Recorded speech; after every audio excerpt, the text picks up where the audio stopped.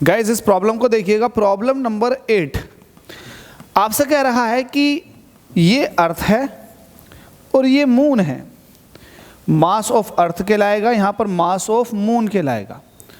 जो मून का मास है वो अर्थ के मास का 10% क्या है, कम है। यही बोला कि the mass of the moon is nearly 10% of the mass of the earth. ओहो, अर्थ का मास जो भी है उसका सिर्फ 10% मास है मून का।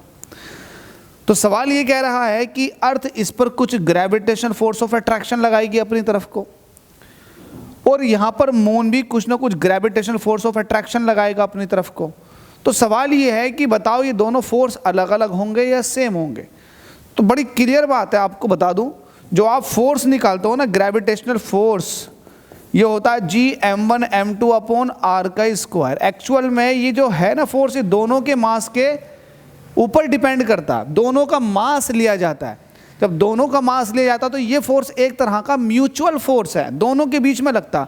अगर मैं मान लूँ कि 10,000 न्यूटन से अर्थ मून को खींच रही है, तो मून भी अर्थ को 10,000 न्यूटन से खींच रहा होगा। ये म्यूचुअल फोर्स है, ये डिपेंड करता है दोनों के मास पर।